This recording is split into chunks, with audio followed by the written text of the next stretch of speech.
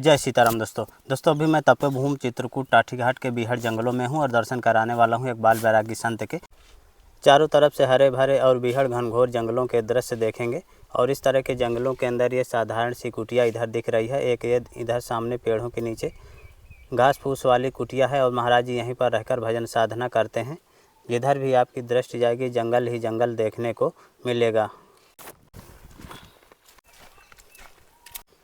महुली के पेड़ के नीचे महाराज जी की कुटिया है जो घास फूस और जंगली लकड़ियों से मिला करके बनाए हैं। और ये महाराज जी की कुटिया का प्रवेश द्वार है। महाराज जी अंदर कुटिया में अपने धूना में बैठे हैं। जय जय सीताराम महाराज जी। सीताराम सीताराम सीताराम। महाराज जी क्या हो रहा है? इसमें सब्जी पक रही है। सब्जी प्रसादी बन रही है। सब्जी प्रसादी बन रही है। दोस्तों महाराज जी की कुटिया देखे, चारों तरफ से लकड़ी लगाए हैं, ऊपर से भी घास फूस और तिरपाल डालकर बनाए हैं। महाराज जी की कुटिया के बाहर आप जिधर भी दृष्टि घुमाएंगे आपको बीहड़ जंगलों के ही दृश्य देखने को मिलेंगे। और इस तरह के जंगलों में महाराज जी बिल्कुल अकेले रहकर भजन साधना करते हैं। महाराज जी काहे की सब्जी आज बन रही है? करेला की सब्जी बन रही है। करेला की सब्जी। और क्या बनेगा महाराज जी? और तुअर की दाल बनेगी अरहर की। हाँ। और टिक्कर बनेगी। महाराज जी दोपहर में ही प्रसाद बनता है? दोपहर 12-1 बजे तक, करीब 12:30-1 के बीच में ठाकुर जी को भोग लगाते हैं। अच्छा। दोपहर बनाते हैं बस। महाराज जी भजन साधना कितने बजे हुआ करती है? 3-3:30 बजे करीब जग जाता हूँ। अच्छा। 3 बजे के आसपास जी। दिशा मैदान जाके स्नान वगैरह गंगा जी में किए करे। हाँ। और उसके बाद बस बैठे रहो, भजन ही कर लो, और क्या करना है, रात में क्या करोगे जी। अब महाराज जी बीहड़ जंगल है, यहाँ खूंखार जानवर भी आते होंगे? जानवर अब जंगल में तो जानवर रहेंगे ही, उनका जंगल है। हम लोग गलत रहते हैं। हाँ। उनके घरों में हम रहते हैं, वो तो हमारे घरों में रहते नहीं, तो वो तो रहेंगे ही, वो उनको तो रहना ही है। उनका निवास स्थान है, घूमते रहते हैं वो। दोस्तों देखिए महाराज जी करेला उबाल रहे हैं। करेले की सब्जी और टिक्कर महाराज जी आज बनाएंगे। जय सीताराम महाराज जी। सीताराम सीताराम खुश रहो। महाराज जी आपके लिए थोड़ी सेवा थी। और महाराज जी आपकी सेवा में एक ठाकुर जी का झंडा है महाराज जी। क्या बात है। एक झंडा और उसकी हम सोच ही रहे थे जी। झंडा तो आ गया, कपड़ा भी आ जाएगा। महाराज जी आपके सेवा में एक मच्छरदानी है। क्या बात। और महाराज जी इसमें आपके लिए सब्जी है। महाराज जी आपकी सेवा में आटा है। महाराज जी मूंग की दाल है आपकी सेवा में। और गुड़ है महाराज जी। चावल है महाराज जी आपकी सेवा में। महाराज जी सरसों का तेल, ठाकुर जी के लिए अगरबत्ती, सब्जी मसाला। और महाराज जी आपकी सेवा में छोटी सी भेंट। तन रहें, सब खुशी रहें, स्वस्थ रहें।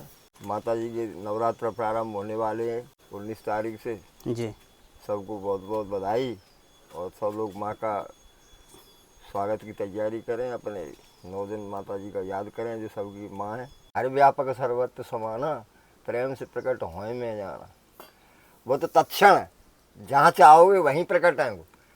लेकिन बात बस अनुराग कीजिए, तुम कितना होने को चाह रहे हो। ईश्वर अंश जीव अविनाशी, तुलसीदास जी बाबा रामचरितमानस में नहीं लिखा है। हाँ। कि हर जीव के अंदर ईश्वर का अंश है, वही तो चेतन है ना। उसके अंदर जो चेतना है, जितनी भी सारी उसकी एक्टिविटी सामाजिक रूप से देखने को मिलेंगी, वो उस जीव की चेतना के कारण ही तो वही तो परमात्मा का अंश है जो चेतन है।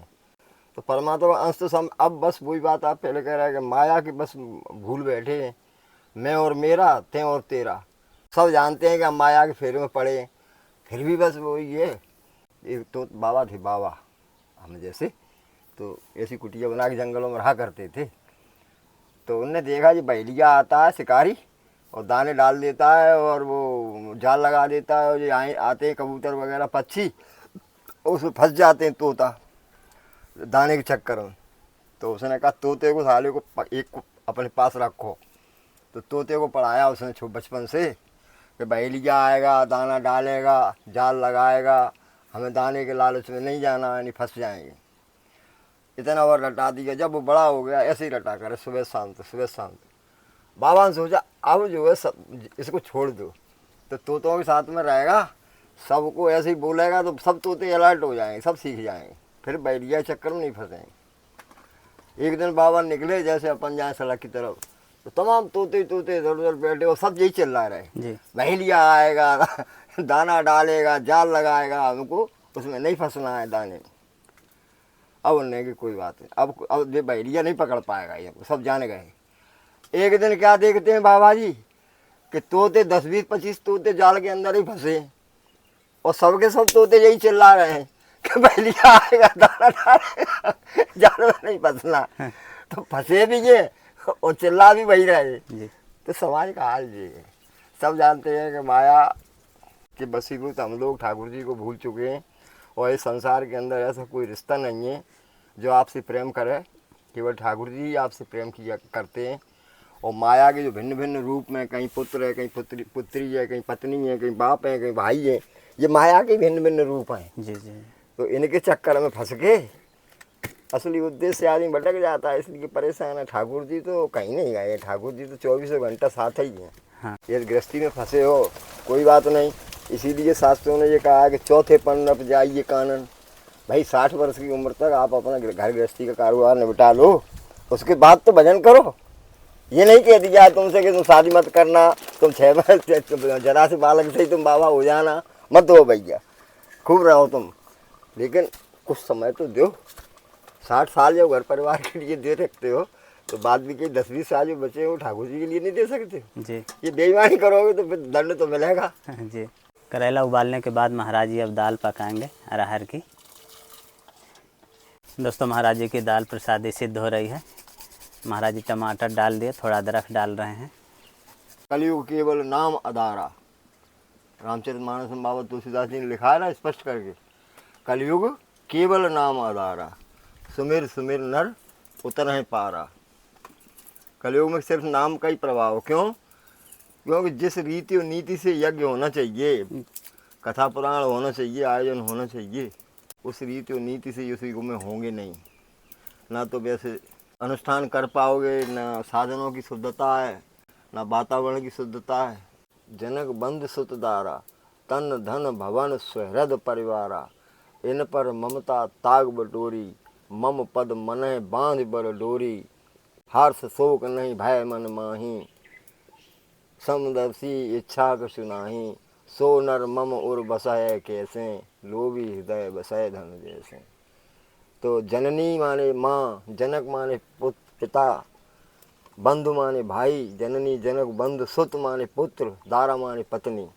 जननी जनक बंधु सुत दारा, तन शरीर, धन रुपया पैसा, तन धन भवन बिल्डिंग अट्टालिका महल, तन धन भवन सुहृद रिश्तेदार, भाई के, मामा के, फूफा के परिवार, इनको सुहृद कहा गया है। और परिवार आपका खुद का परिवार।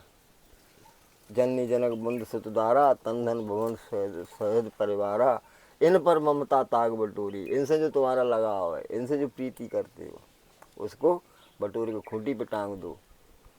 इन पर ममता ताग बटोरी, मम पद मन है बांध भर डोरी। अपने मन को मेरे चरणों में बांध दो, डोरी जैसे किसी डोरी से किसी को बांधते हैं। मम पद मन है बांध भर डोरी, हर्ष शोक नहीं भय मन माही।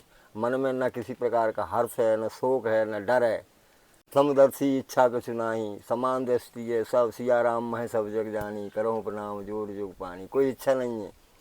सो नर मम और बसाया कैसे, ऐसा नर मेरे, ऐसा मनुष्य मेरे से हृदय में कैसे बसता है, जैसे लोभी के हृदय में पैसा बसता है, धन बसता है। तो ठाकुर जी क्यों नहीं, कैसे कैसे कह सकते हो ठाकुर जी नहीं चाहते? ठाकुर जी तो बहुत चाहते हैं, लेकिन तुम तो ठाकुर जी कितना चाहते हो, समस्या ये है नहीं। सबको समेट के ठाकुर जी चूतिया बनाना चाहते हो तो ये नहीं चलेगा। गलती जहाँ हो रही है कि पकड़ माया के चक्कर में पड़े हुए हो, माया के अकेले के चक्कर में पड़ोगे तो परेशान ही रहोगे। लक्ष्मी की सवारी क्या है? उल्लू की। लक्ष्मी जी काय पे चलती हैं? उल्लू पे। तो जब तुम लक्ष्मी जी को याद करोगे तो वे उल्लू पे बैठ के आएंगे, क्योंकि तुम ठाकुर जी को तो याद कर नहीं रहे, लक्ष्मी को याद कर रहे हो, तो तुमको उल्लू बना जाएंगे। और जब ठाकुर जी को याद करोगे तो लक्ष्मी जी को तो आना ही आना है। ठाकुर जी आएंगे तो लक्ष्मी जी कहाँ जाएंगे, उनको तो पीछे आना ही आना पड़ेगा। लेकिन अंतर ये होगा कि उस समय जब वो ठाकुर जी के साथ आएंगी तो गरुड़ पे विराजमान होके आएंगी। काय पे? गरुड़ पे विराजमान होके आएंगी, उल्लू पे बैठ के थोड़ी आएंगी। तब वो गरुड़ पे आएंगी। और जिस समय गरुड़ पे आएंगी तो शास्त्र कहते हैं कि गरुड़ जी जब ठाकुर जी को लेके चलते हैं तो उनके पंख जब उड़ते हैं नहीं हवा में, तो वेदों की ध्वनियाँ निकला करती हैं। तो जब ठाकुर जी आएंगे तो मंगल ही मंगल होगा, और अकेली लक्ष्मी जी आएंगी तो सोच लेना उल्लू बने घूमोगे। इसलिए जो लोग परेशान हो रहे हैं। महाराज जी की दाल प्रसादी सिद्ध हो रही है और महाराज जी देखे करेलों का पानी दबा दबा कर हाथ से निकाल रहे हैं। पानी पूरा महाराज जी अलग कर देंगे। कड़वा है ना ये, अच्छा इसकी कड़वाहट जभी जाती है। अच्छा महाराज जी। नमक डाल के इसको उबाल दो एक बार, हाँ और निचोड़ के अच्छा फिर बनाओ, फिर ये कड़वा नहीं लगेगा।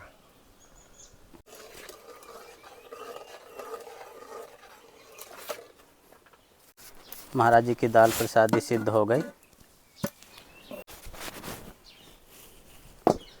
अब महाराज जी कढ़ाई चढ़ा दिए, इसमें महाराज जी करेला पकाएंगे।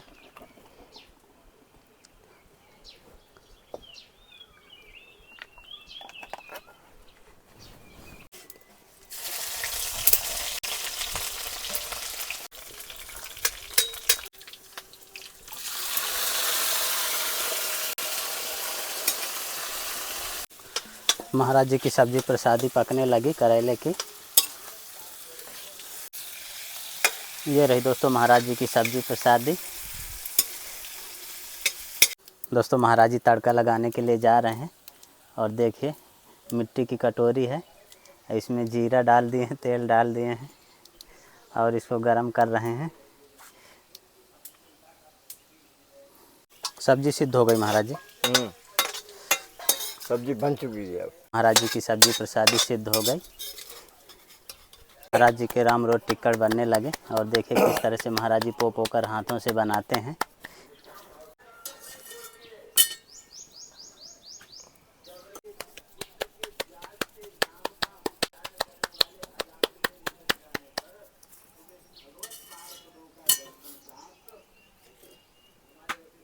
दोस्तों महाराज जी के राम रोट टिक्कड़ प्रसाद बनकर तैयार हो गए। 2 टिक्कड़ और बचे हैं पकाने के लिए। चारों तरफ से हरे भरे और बीहड़ जंगलों से घिरी हुई महाराज जी की कुटिया देखने में बहुत ही सुंदर और रमणीक लगती है। इस तरह के जंगलों में खूंखार जानवर भी छिपे रहते हैं। हालांकि दिन में नहीं आते, रात में ज़्यादातर निकलते हैं और दिन में जंगलों के अंदर ही छिपे रहते हैं। तो देखा दोस्तों किस तरह से महाराज जी बीहड़ जंगलों के अंदर बिल्कुल साधारण सी कुटी बनाकर वर्षों से भजन साधना करते आ रहे हैं। दोस्तों संतों की तपस्थली के वीडियो आपको कैसा लगा आप हमें कमेंट में ज़रूर बताइएगा। जल्द ही मिलते हैं एक नई जगह एक और नई वीडियो के साथ। तब तक के लिए कामतगिरी जर्नी की ओर से आप सभी को धन्यवाद।